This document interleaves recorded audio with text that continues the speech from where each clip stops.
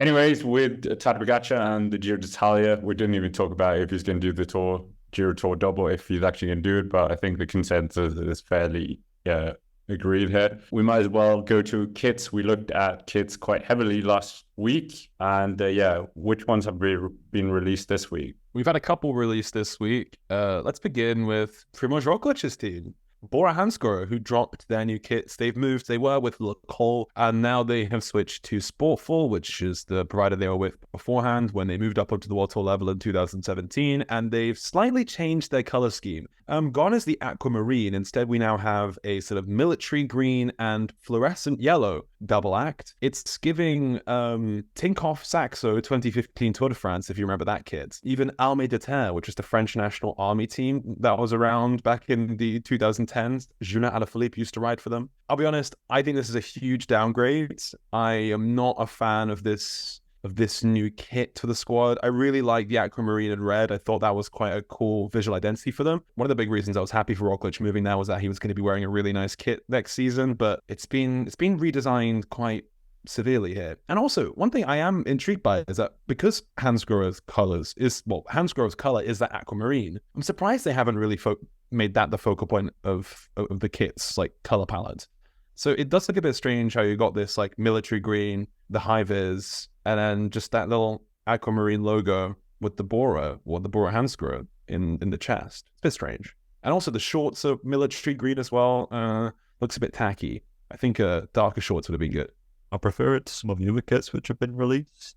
Like I said last week, I like the blocky colours. I think this is going to be easier to identify from an aerial shot, so I like it from that aspect. Yeah, I can agree. It does look like a bit like a Sif bottle. I remember seeing that image somewhere, and if you don't know what a Sif bottle looks like, just go look it up. It's just like a cleaning appliance. It's all right. I would have quite liked it. Imagine the fluorescent yellow in your mind's eye, but imagine it being like the red, like the more red from last year. And I think that would have looked better, personally. Somebody who's good with Photoshop, go do that. I think it is a little bit of a downgrade from last year, but I think that in comparison to some of the other kits that have been released, it's not that bad.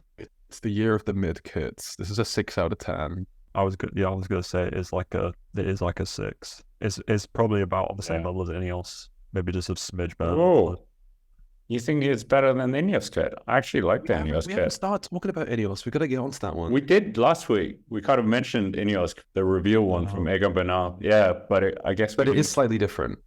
Okay, fine. Do you want to talk about Ineos then?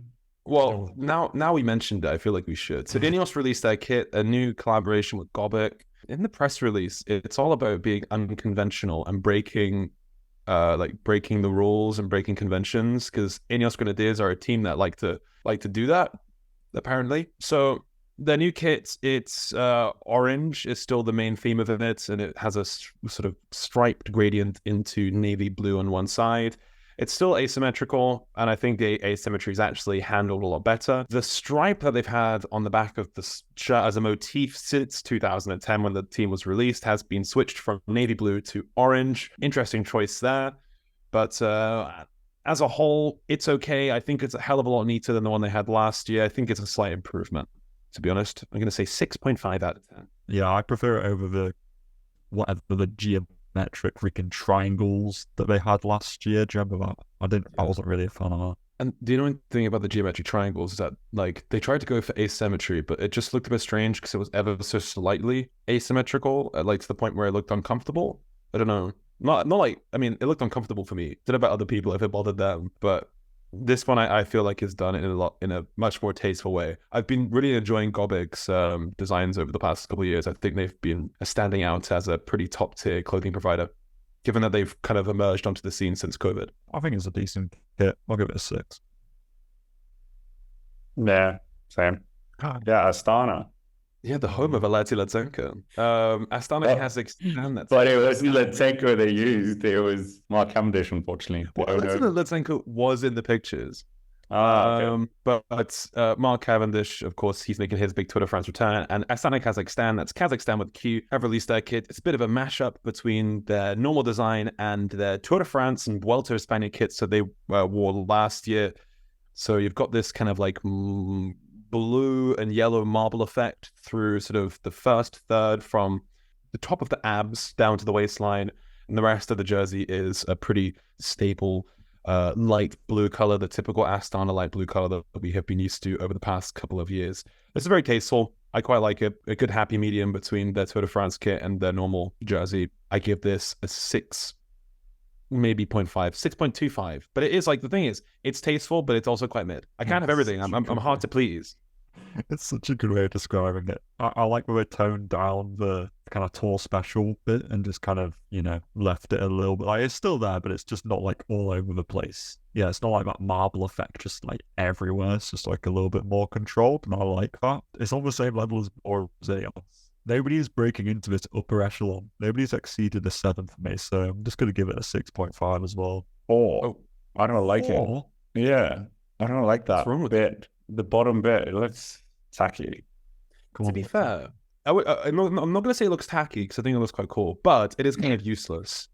Because when the riders, we have to think about this, when the riders are crouched down on the bike, you're not going to be able to see that part of the jersey. And they don't win very often. So we're not really going to see like that effect really on show. It looks good on a coat hanger, but put it in a peloton, we're not really going to see the special effect. It's the same problem that UAE have a little bit with their new stripes. That like, it looks good on, whilst you're like sitting down on the podium, whatever. But actually in a bunch, it's not quite that distinctive. Should we continue the mid theme of kits? I mean, do you think we're gonna see that part at the Tour de France of the kit? Well, they might even release a new one. Yeah, it's true, actually. Well, half these teams release special Tour de France kits nowadays. Hate special kits. Same. Soudal Quick-Step. Okay. I think this is an upgrade from last year's, personally. I don't think that it's not like world beating. I mean, people who are on cycling Twitter and stuff will probably know the person who like designed it. Well, not personally, but people will be familiar with this person's work, and they do create some really cool concepts. I do think that maybe they're restricted by the team's color scheme and whatnot, and I think the kit would look better, but it's got that massive ungainly like Napoleon whatever like casino brand on it, and that just really irks me. But it's just like this, there's like a red star on it, and it just doesn't really work. But I prefer it over the last years. I can't even remember what it was like, but it kind of blends the white into the blue a bit better for me. Yeah, it's still just like a mid. It's still like a 6.5 for me. I don't think it's breaching 7, but they do win the prize for the coolest announcement video so far. I think that's for sure. I was gonna say that as well. Yeah, Julien Philippe coming out and pretty funny. Yeah, lip syncing to Beyonce. I'm hoping he's going to be on Drag Race France next year.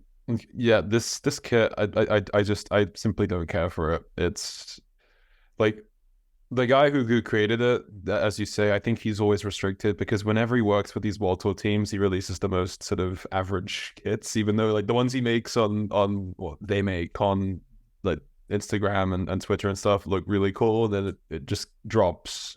One thing that bothers me is the different shade of blue between the shorts and the top half of the jersey. Like, it's ever so slightly different. That really irks me. And I mean, the effect on like the sleeves where the Janon logo is, I don't know what Janon do, but that's cool. But the rest of the jersey is just criminally mid. 4 out of 10. Ouch! I would give this like 5, 6. That's not even that much more. You sounded offended, but only gave ranking.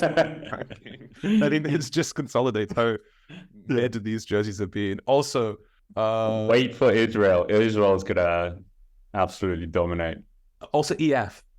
The high expectations. There was a bit of a leak at the Visma Lease bike team camp. That's a bit of a mouthful of what their color scheme is going to be next year. We got a glimpse of their new bottles and their new socks. The jersey was covered up, but the socks and bottles were not. And the bikes were on show. I think we still have yellow as the predominant color of that jersey, which is surprising because the yellow came from Jumbo and Visma's lead color is red. So looks like we're going to be keeping the yellow of Visma Lease bike next year. They know that's part of the big team identity, maybe.